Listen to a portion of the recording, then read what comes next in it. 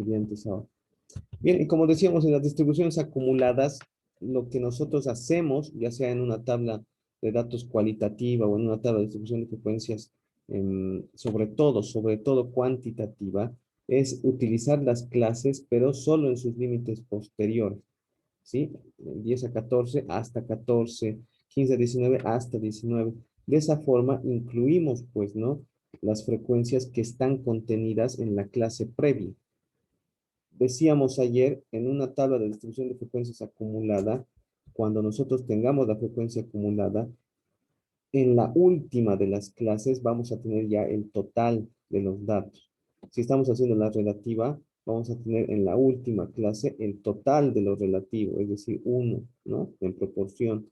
Y en la columna de frecuencia porcentual acumulada vamos a tener al final que el 100%, ¿no? Entonces, como ven, y hemos hecho ya ayer, las distribuciones de frecuencias acumuladas, sobre todo tienen su utilidad, ¿sí? A momento de desarrollar una tabla de distribución de frecuencias para datos cuantitativos. ¿Por qué? Porque permiten juntar clases, ¿sí? Permiten juntar clases de acuerdo a su límite, hemos dicho, posterior. Hasta 14 es lo mismo que decir menor o igual que 14, ¿no? Por si acaso, ¿no? Nadie se confunde en esa parte. Ahora, es interesante ver, pues, que a partir, por ejemplo, de una tabla de distribución de frecuencias acumulada, nosotros podríamos desarrollar gráficos propios, ¿no? De distribuciones de frecuencia acumulada, como es, por ejemplo, la ojiva. La ojiva es una gráfica de distribución acumulada que muestra los valores de datos en el eje horizontal y las frecuencias acumuladas, ya sean estas absolutas, relativas o porcentuales. Y generalmente las frecuencias acumuladas van a utilizar los datos de que, obviamente, de la tabla de distribución de frecuencias acumuladas en el eje vertical sobre todo.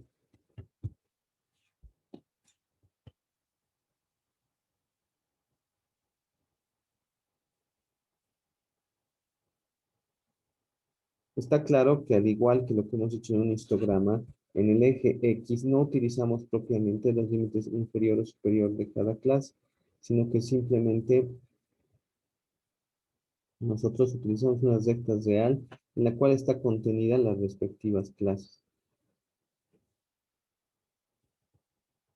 Fíjense, por ejemplo, ¿no? De 10 a 14, de 15 a 19, de 20 a 24, de 25 a 29, 30 a 34. Nosotros estamos marcando 0, 0, 5, 10, 15, 20, en los cuales se supone que están contenidas las respectivas clases. No puede haber, pues, un vacío entre clases como generalmente podemos apreciar en la tabla, ¿no? Es decir, si tú dices, a ver, yo voy a representar de 10 a 14 y luego voy a representar de 15 a 19, va a haber un espacio entre 14 y 15. No, pues no puede haber eso en una recta numérica, como ven ustedes. Por eso ponemos 5, 10, 15, 20, 25, 30, 35. Y en los cuales obviamente está contenido las diversas clases.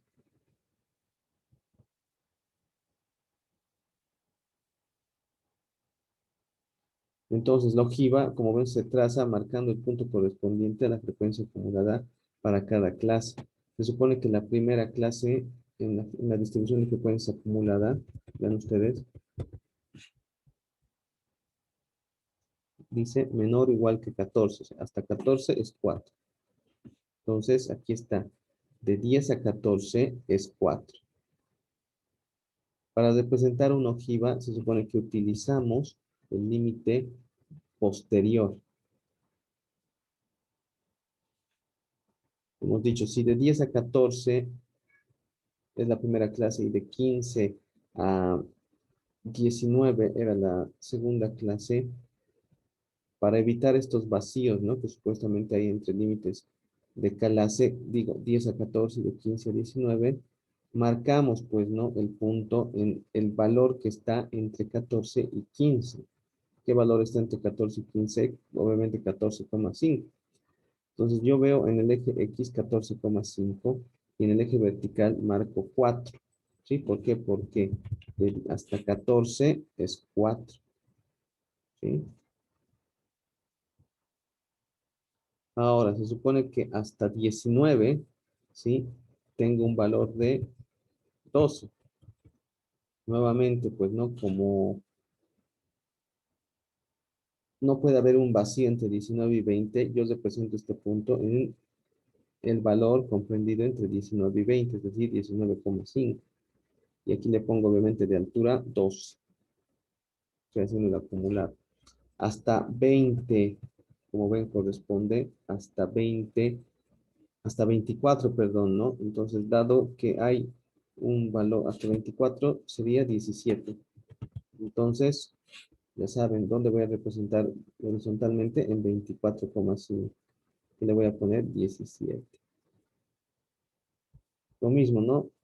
Se supone que en el siguiente es hasta 29. ¿Dónde voy a representar en el eje X? En 29,5, ¿no? Porque no puede haber vacío entre 29 y 30. Le pongo 29,5 y el valor de 19. Y finalmente, hasta 34, ya saben, no va a haber un espacio entre 34 y 35. Voy a buscar en el eje X 34,5 y voy a poner el valor acumulado, que entonces es 20. Como ven, debe haber siempre un punto de inicio en la ojiva, el cual obviamente, ya saben, la primera clase era de 10 a 14, ¿no? Entonces yo voy a suponer que evidentemente de 10 para una clase previa que existiese, el valor debería comenzar en 0,9,5 en el eje X, ¿no? Entonces marco este puntito más para marcar un inicio de la ojiva. Entonces esta curva que se arma con estos puntos se denomina ojiva y es una gráfica muy propia de las distribuciones de frecuencias acumuladas. Es bastante extraña ver hoy en día ojivas, ¿no? En representaciones en formas estadísticos, estudios estadísticos, pero se las hace, se las realiza. ¿Sí? Ok.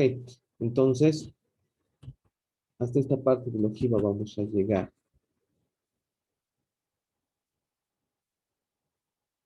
Luego de la ojiva, como ven, tenemos algunas otras gráficas propias de variables cuantitativas, sobre todo como son los diagramas de tallo y hoja, que tienen igual representación y significado e interpretación en detalle, mucho más que un histograma muchas veces, ¿ya? Pero lo vamos a dejar para la próxima sección.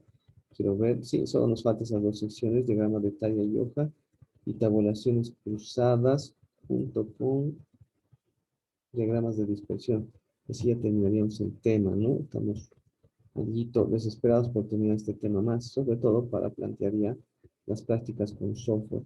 Entonces les decía, vamos a dejar en el Moodle, aparte de la tarea, ya los enlaces respectivos y el material para usarlos ya directamente en sesiones de Minitab. Y sobre todo para quienes pasan la clase en su computadora de escritorio o portátil, puedan usar el software, ¿sí? A medida que nosotros lo desarrollamos. Entonces, ojo, ¿no? En los ejercicios que vamos a dar hoy día hay también representaciones de ojivas. Ya saben, repito, esta diapositiva nos indica concretamente cómo se hace. Cuando tú tienes las clases, nunca representas las mismas en la recta del eje X, poniendo, por ejemplo, de 10 a 14, de 15 a 19, no. ¿Por qué? Porque si no, dejaríamos espacios vacíos entre límite inferior y superior. No se hace eso, es como en el histograma. En el histograma, tampoco en el eje X, ¿sí? Yo dejo valores de 10, 14, 15, 19, sino que se supone que aquí es 10, aquí es 15, aquí es 20, aquí es 25, aquí es 30 y aquí es 35. Y se supone que al interior de esos valores están, pues, ¿no? Las clases respectivas. Entonces, en un histograma, sobre todo para su representación, se toma en cuenta eso. Ahora, en la ojiva se tiene la misma idea, pero para marcar el punto, sobre todo de acuerdo al eje X, tú vas a buscar el valor intermedio entre cada límite posterior y límite inferior de cada clase. Ya sabes que la primera clase en esta era de 10 a 14 y la segunda es de 15 a 19. Entonces tú vas a representar, dado que estás acumulando la frecuencia, ¿sí? En el valor intermedio entre 14 y 15, que es obviamente 14,5. ¿Sí? Aquí te está diciendo. Los vacíos de unidad que pueden haber entre 14, 15, 19 y 20 se eliminan al trazar puntos a medio camino entre los límites de cada clase. 14,5 para las clases de 10 a 14 y de 15 a 19, ¿ven? 19,5 para las clases de, obviamente, 15 a 19 y 20 a 24, ¿no? Entonces, mucho ojo para representar las ojivas de forma manual. Ya les voy a mostrar la próxima clase, son cómo se hacen también ojivas en Minitab.